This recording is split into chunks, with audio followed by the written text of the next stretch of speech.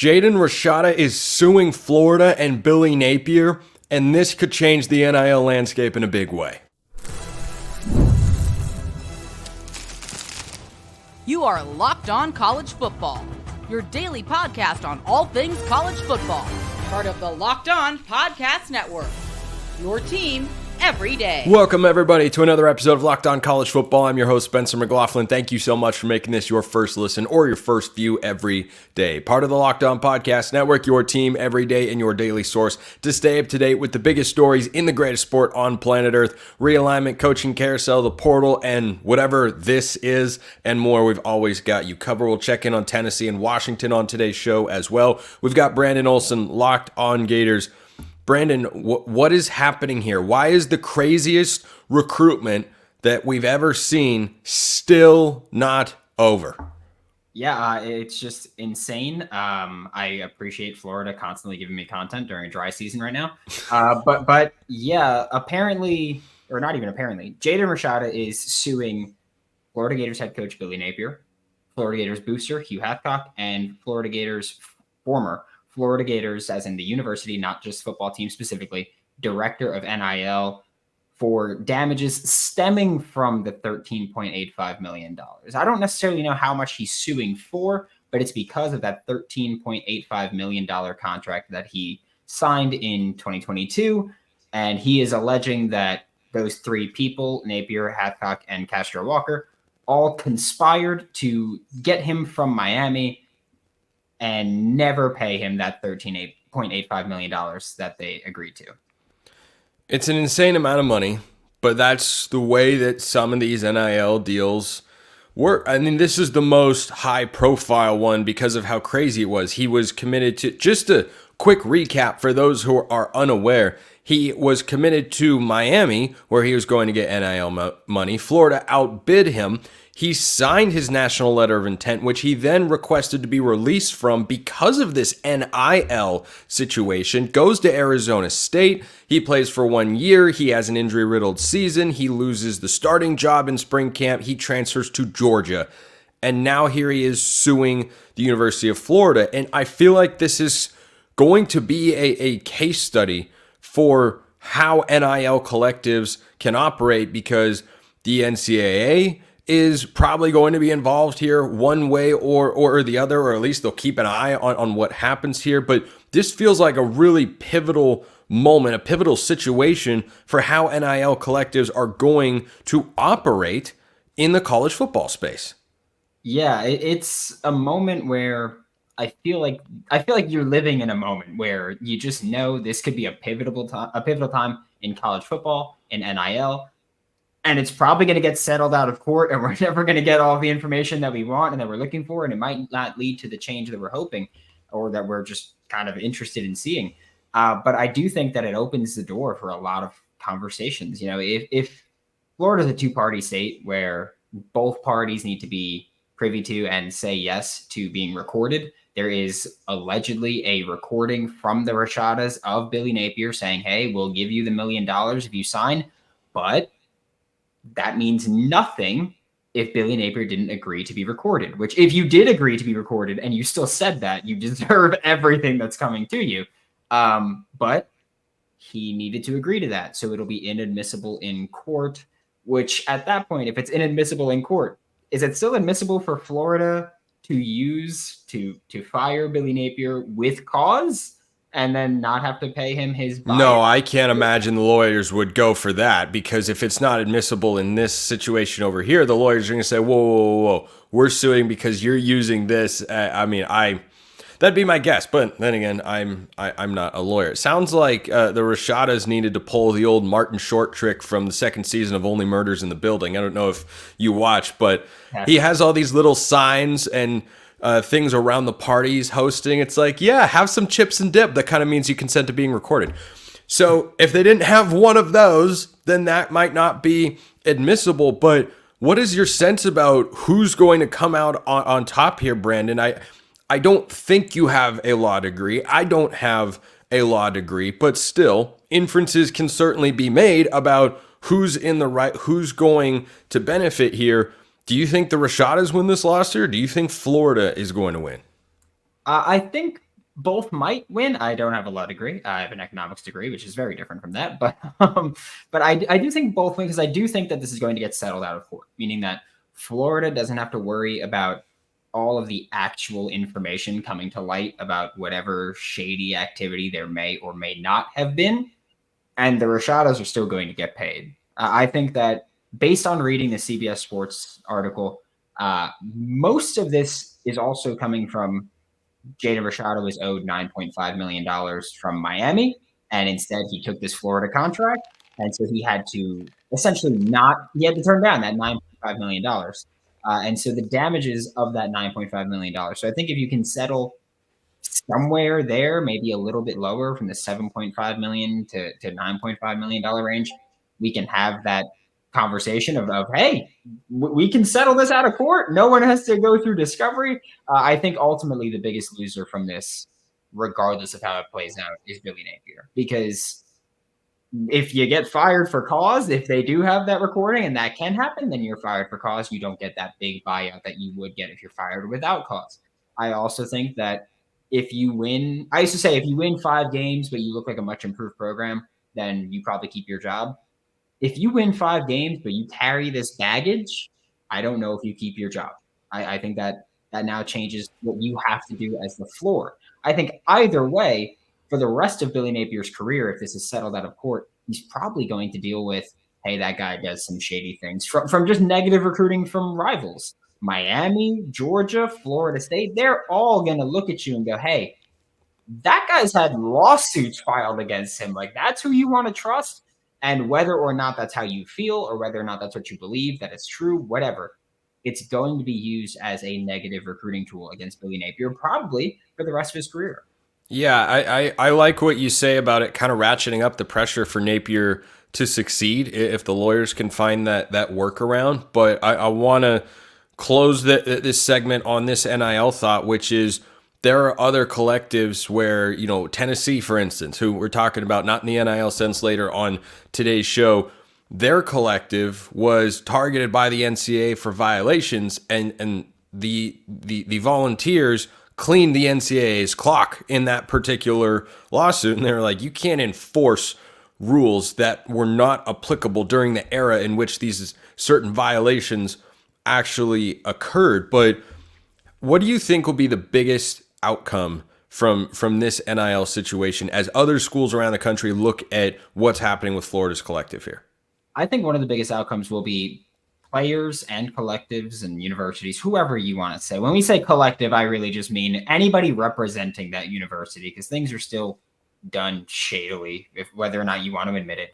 I think everybody's going to be a lot more weary about when they enter these contracts and how they handle things, because this might be a unique situation to Florida. As far as I know, that's the only contract that's ever been terminated NIL wise involving Florida.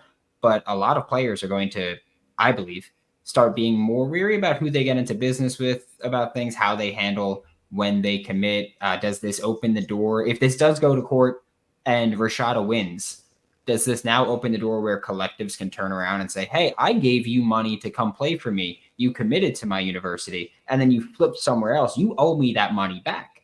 Does that open the door for that now? And I think that we probably get some answers, but it's gonna be a rough ride in the NIL landscape for a little bit. And that's just, again, I'm not a lawyer. I'm not an NIL advisor. That's just how I think it may work out, where people are going to have to now be like, oh okay, like we might get snitched on here a little bit, and that's going to be their takeaway. Brandon Olsen, Locked On Gators. Check him out on YouTube and wherever you get your podcasts as well. Thank you, Brandon. Thank you. Tennessee, SEC title contender or pretender? Oh, Brandon doesn't like it. Brandon doesn't like me even asking the question. We're going to answer that coming up next.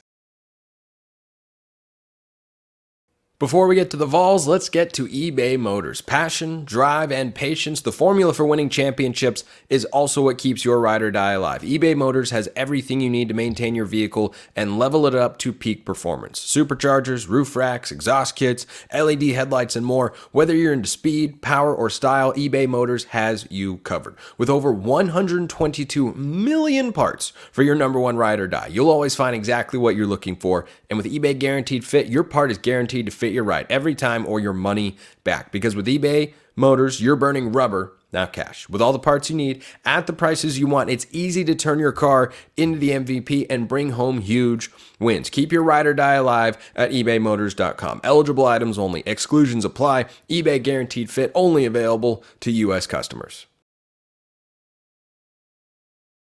Is Tennessee being overlooked as an SEC title contender? Might depend on who you ask. We have Eric Cain to ask here. Locked On Vols joining me on the show. Let's start with the quarterback, Eric, because Nico Iamaleava, very highly recruited guy coming out of high school. He sits for a year. Now he's going to take the reins and start. Is he ready to lead Tennessee to contend in the SEC this year? I think so. In terms of being a leader, in terms of being vocal and all that's, I'm not saying he's not a leader, but he's not the most vocal guy out there. He just kind of does his business and all that. But he's learning, right? I mean, over spring practice, you can kind of see him communicating, not just at the line of scrimmage, obviously being quarterback things, but between plays, talking to his offensive linemen, talking to his wide receivers, not just leading the offense, but being a leader for this football team. So that's something that he's going to have to grow into. But yeah, I think so from a talent perspective, he's right where everybody wants him to be. He had that great start against Iowa, of course, and that kind of was his, welcoming the college football moment. But of course, we need to see it consistently, and I want to see what he looks like against Southeastern Conference defenses week in and week out. But I think from a talent perspective, I think he's one of the more talented quarterbacks in college football. And if he is who everybody thinks that he is, then Tennessee should certainly be contending for a spot in the college football playoff. Does it feel like Tennessee and Josh Heupel have the team around him? Because you've got a guy who essentially is going to be a freshman this year. I know he's not, but it's going to be his first full year starting. You're playing in the SEC. You got plenty of tough games on the schedule, and we'll get to that in a few minutes here. But does he have a support system around him where he's not asked to go out and be Superman every week, where they can overcome, making a freshman mistake here and there? I think so. And I mean, every team's going to have some areas in their depth chart or their roster to where you'd like to be a little bit more stronger. I mean, Tennessee, its secondary is going to be completely new. It's a defense that's gotten better and better every single year. It's a secondary that's gotten a little bit better every single year, but it's still kind of the weak link of the defense, and now you're starting over. I think from a talent perspective, adding guys like Jamal McCoy, who I know you're familiar with, and elevating Ricky Gibson, and Boo Carter's a freshman that's going to play a lot in the secondary this year. I think from an athletic standpoint, you're going to get a little bit quicker, and we'll see how that materializes back there. But secondary would be a point of emphasis that I would look at in terms of where Tennessee could come up short. Running back, you like Dylan Sampson. Depth-wise, not a whole lot behind him right now, especially proven. And then I think this is the same case for pretty much every team in the country, to be completely honest with you. Tennessee's got 3 offensive tackles you feel good about. If those guys get hurt, you're in trouble, and that's just kind of where you are. Nature of the beast of the transfer portal. Lance Hurd comes from LSU, where he was sitting behind. It's going to be a top 5 pick probably in the draft next year, and he comes to Tennessee, and he's going to be a plug and play guy. Excuse me, but a lot of guys don't want to sit around for that opportunity. So Lance Hurd coming to Tennessee, that's just one classic example. But to your point, Tennessee's got a really good defensive line. Tennessee's got playmakers on the outside. Tennessee returns a veteran offensive line. You got a quarterback that I think can make it go. And you got one of the most feared pass rushers in all of college football in James Pierce. So I do think Tennessee has the team around him to go and win some games and certainly challenge Alabama and Georgia on the road at Oklahoma, some of those bigger games on the schedule. Yeah, their schedule is about as favorable gets in the SEC. The Tennessee Volunteers, get this, play just 4 true road games the entire season. There's a neutral site contest in there as well against NC State, but that game's being played in the state of Tennessee, right? Just not at good old Rocky Top. Charlotte, North Charlotte. Carolina. Oh no, it's in Charlotte. That's my fault for crossing that up. But still, just 4 true road games, and it's not too far of a trip. I would expect Tennessee fans to travel pretty well for that game against NC State, which is going to be a huge game. I mean, NC State, a team I've been very high on here on the show. I think that they've had a great transfer portal offseason. I think they've revamped their weapons. They've got Grayson McCall at quarterback. I like Dave Dorn as a coach. I really like what the Wolfpack are doing there. And if you're talking under the radar non-conference games that have big ramifications for both teams, you could look back at that game and say, hey, that's the reason we made or didn't make the playoff, depending on how it goes. Yeah, I hear what you're saying. I don't think it would be a reason Tennessee makes the playoffs, but certainly it could be a win that's quality on the resume, if you will. And I'm not trying to discredit NC State. I agree with you. I think it's going to be a challenging game. It helps it's at a neutral site, but like you said, I think Tennessee fans will travel, and it won't be a home game, but it is a neutral site. Grayson McCall is a really good quarterback. NC State finished the year, I think, winning 4 of their last 5 games or something like that, maybe 5 straight. As you mentioned, add in the transfer portal. They're getting so much love this offseason. They really are. I mean, ESPN put out its post-spring top 25 the other day, and NC State was 2 spots ahead of Tennessee. So I think it's going to be a pretty solid team. However, I think the books have Tennessee as like a 6.5-point favorite already. I like Tennessee in that game. I just think from a roster standpoint, Tennessee's got more. And so, sure, it's going to be a challenge to week 2 of the season, and definitely not a layup or a slam dunk. But I think that's a game Tennessee can win. And then you go on the road later on to Oklahoma. That's a game that I point to saying, okay, looking back at it, Oklahoma's probably going to finish top 20, top 15 on the road, SEC opener, Nico's first true test in like an SEC atmosphere. I know Oklahoma's new to the conference, but that's going to be a huge game. And then, of course, you come back, you play Alabama at home, you're on the road at number 1 Georgia. NC State's going to be a challenge for sure, but I do think that it sounds like I'm kind of poo-pooing that game, and I'm not trying to, but I think there's bigger games on the schedule, if that makes sense.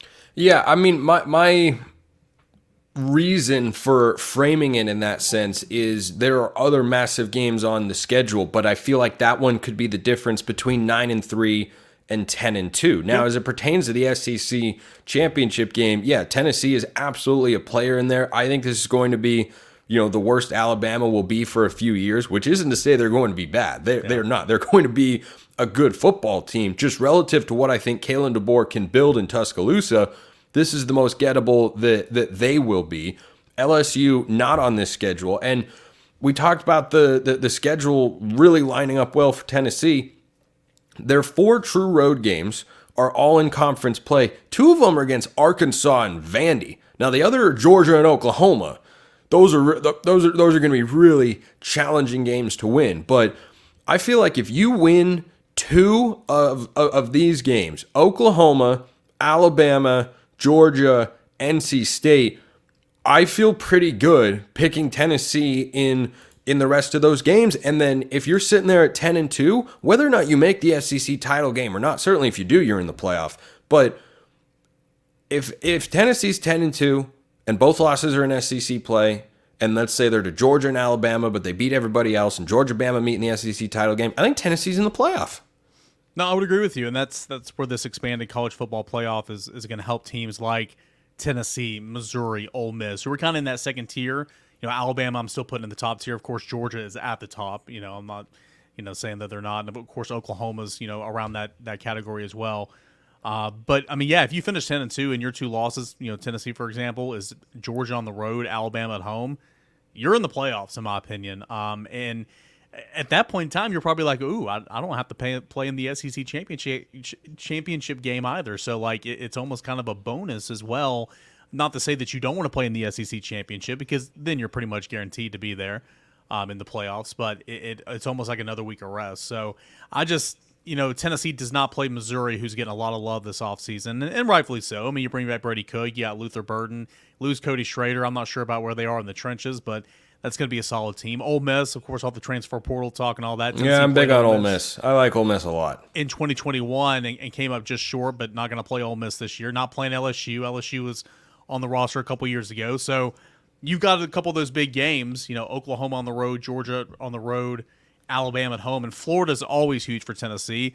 Not because I think Florida's going to be good this year. It's just Tennessee always loses to Florida. But the last time they played at Neyland Stadium, Tennessee did win. So, if you're 10-2 with losses, certainly to Georgia and Alabama, who are probably going to be ahead of you in the overall standings, you're in my opinion, because I think Tennessee can, or I think the SEC can get at least 4 teams in the college football playoff. I would think 4. I would think 6 is probably the maximum. Yeah. But I mean 3 is the bare minimum. Like, for sure, yeah. The 2 I think teams in the it's SEC title game are going to be, and then you'll have one team that's 10-2 that doesn't make the title game but gets in. And you know what? That actually kind of makes the SEC title game interesting. I just thought about this. If you're a team like Tennessee or Ole Miss and you go 10-2 and you make the SEC title game, if you win that game, you get an automatic berth and one of the 4 byes. Yeah. If you lose that game, you're suddenly a 3-loss team. And I don't know. We haven't seen how the committee's going to value these teams in different conferences and schedules and whatnot in the 12-team era. I think that's... I might have to explore that one day on the show. Just divine inspiration right here. I think the majority of the time, though, you're not going to make a habit out of having a 2-loss team in the SEC championship. That's true. That's true. I understand divisions are going away, so it's not like, they can coast in the West or coast in the East or whatever. But typically there's going to be 2 juggernauts in this league, and you're not going to lose more than 1 game likely on a usual normal year. So, but you're right. I mean, if you are 10-2, you go to the SEC championship, you lose. How's that viewed? We've never seen it before, to your point, and so that'll be interesting if that ever does happen. Eric Cain, Locked On Vols. Great stuff today. Thanks for stopping by, Eric. Hey, anytime, man. Appreciate you having me on. We're checking in on Washington next because, the Huskies just keep making moves.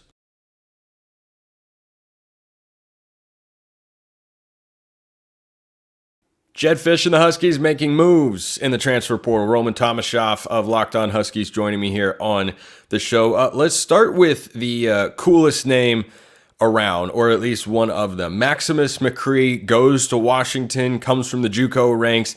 Is that Washington's starting left tackle? I mean, Spencer, it's something we talked about over on Locked On Huskies. It certainly seems like it, where the other options at the position are all true or redshirt freshmen who have yet to appear in a game for the Huskies. So it definitely feels like it. And Maximus McCree, not only is he a 2-time junior college All-American, but he also did play at Maryland for a year, got a couple games under his belt, looked like he just lost out on the starting job there back in 2022. So we went back to Iowa Central for last season, where he didn't play, probably due to NCAA transfer rules. Looks a little bit unclear from all the research we've been able to do into that, but coming in, he's got a little bit of experience. He's got a nice frame. He moves really well for his size. So yeah, it certainly looks like he's going to be protecting Will Rogers' blindside this fall. So is this a guy who did not play college football in 2023? Yes, that's correct. And does that concern you? I mean, it certainly does a little bit, but when I look at his track record and I look at where he was before that, it certainly eases that a little bit, where Washington's other option at left tackle for a while was Chris Adams, who struggled a little bit at Old Dominion at right tackle, was better when he got to the left side, and then flipped from Washington to Memphis, which was an interesting move, I'll say. But I honestly like his tape a little bit more than I did Adams with McCree, I'm saying. So I would probably have to say that I would say it's a little bit of an upgrade there in my opinion. This Washington offensive line has been one of the big questions for the Huskies all throughout spring football, not just in the way they'll block in the run game, but how they'll protect Will Rogers, and he's got some pretty notable weapons on the outside. We might get to that a little bit later, but does the McCree addition increase your confidence in what Washington is going to be able to do offensively? So it certainly does, where now there's a little bit more, and albeit it's not super experienced, but there's a little bit more experience depth on the line, which is nice to see. When I look at the line, I see San Diego State transfer Drew Azzopardi at right tackle, who was stellar throughout spring practice, one of the top tackles in the transfer portal this past offseason. He was a really nice get. Next to him is Enoch Vimahai, a senior from Ohio State, where he didn't necessarily play really well there, but I have a feeling he's not going to be asked to do as much, and we'll get some decent coaching during his time at Washington, which should help him there. And then D'Angelo Titialihi, Portland State transfer at center, who I'm really intrigued by, moves really well, a little bit undersized, kind of reminds me of Parker Brailsford, where he's certainly not the player, that Parker was, but in terms of a player comp, that's where I'd go there. And then because with McCree at left tackle, the position that I've been hinging on throughout the spring is left guard. And I think that position is going to be occupied by Gard Memolar this fall, where he was somebody who was going to start along Washington's Joe Moore award-winning offensive line this past season, but suffered a knee injury in late August. It looks like he's moving really well, he's almost back to kind of where he was before the injury, and is somebody who's going to slot in this fall and could be an under-the-radar addition for a team that could really make this offensive line. I don't want to say it's going to be really, really good. I think that's a little bit too bold, but it certainly is going to be solid. It's not the only addition that they've made, not the only one from the FCS ranks either. The safety transfer from Sacramento State, one of the more notable additions Washington has made this spring. What do you see? Yeah, I love Cam Broussard, truly. I think that he's somebody who could honestly come in and start right away. Where the more I look at him, I think he's a really good fit for Steve Belichick's defense, where he could come in and start at free safety. He's going to, at the very least, push McElveen, who right now is penciled in as the starter, as the incumbent guy who was there throughout spring practice. But Cameron Broussard is a guy who can come and play on all three downs. He can walk down into the box, was Sacramento State's second leading tackler last season, and was all Big Sky first team, was really productive, had 4 interceptions over his last 2 seasons. And a decent amount of passes defensed as well, where I like what he can do playing center field, walking down, and is somebody who just adds so much experience to a room that I think is going to be one of the more talented rooms moving forward, where they have 4 true freshmen in the room right now, 3 of whom were 4-star recruits. And I think that this adds the perfect amount of depth and experience that safeties coach Vinny Cincinnati was looking for at the position. Asa Turner is a guy who is transferred down to Florida, expected to probably start down there. Is this an addition that you feel like is going to replace what Turner was for the Huskies defense last year? Absolutely. I think that he's going to, and the biggest thing where Asa sometimes struggled with his tackling. And that's something where I feel really, really confident in Broussard, is that he's a very good tackler. And moving forward, I don't want to say it could be an upgrade in that department, because Asa was just so experienced and had so much going for him after so long in the defense, but he's certainly going to fill those shoes very admirably, I want to say. So it's not the only transfer addition that Washington has made recently, because they added one along the defensive line as well. We'll talk about the big ramifications in a moment, but tell us about the third guy that Washington has recently brought in via the portal. Yeah, they love Sac State, clearly. Defensive lineman Deshaun Lynch. And just to be clear, that's been a very strong FCS program in the best FCS football conference in the Big Sky. Sac State last year went down to the farm and beat Stanford on the road. Like they have been a very, very strong program over the last few years. So it's not like Washington's going and pulling from random FCS schools. Like this is a program that's been really, really good the last several years. Absolutely. And they just love their all Big Sky guys, because they went out and got defensive tackle Sebastian Valdez from Montana State as well, who's one of the more exciting guys. Also, one thing I totally blanked on adding on Cam Broussard is they were not the only big time program that was in need of his services, where it seemed like his 2 finalists were Washington and Michigan. So this was a guy who had some big time offers and chose to come to Washington, and just seems like he's going to be a really good fit there. But yeah, defensive lineman Deshaun Lynch is somebody who I'm very intrigued by his fit in this defense, where he's 6'5", 283, played on the edge. But I think this is somebody who's going to come in and be a situational pass rusher on the interior. He's got a really good get off, just a really nice body type, where it comes to just one of those true pass rushers from the interior, where you can be really inventive and do a lot of different things with him. Kind of like, with Steve Belichick calling this defense in a Dietrich Wise sort of mold, where you can move him inside, you can move him outside, and have him do a whole bunch of different things for you, where he'll line as a stand-up edge a lot of times. And with that body type, I really, really like that. And when you think about his athleticism, this is a really deep edge rushers room now, where it's certainly very inexperienced, and he's probably got the most amount of snaps out under his belt outside of Voit Tanufi for the most part. So he's somebody where I'm not too sure how he's going to fit in, where it comes down to his body type. It's, do you like him on the edge? Do you like him on the interior? Do you like him doing a little bit of both, where he's flexible, he's versatile, he's got really long arms. And I truly think his best utilization is going to be as an interior rusher, where the Huskies had Jacob Lane, a freshman edge, doing that at times last year. They liked lining up Braylon Trice in there. Zach Durfee did it a lot during spring camp, and he did it last fall as well before he had to sit out with the NCAA stuff. But the more I look at this, the more I like the versatility that this adds, especially for a defensive tackle position where there's a lot of inexperience in that room as well. Washington's transfer portal class is inside the top 10 nationally. They've made a lot of additions there, and they've needed to. They lost 20 starters from last year's national runners-up roster, and Jedd Fisch has made a lot of improvements.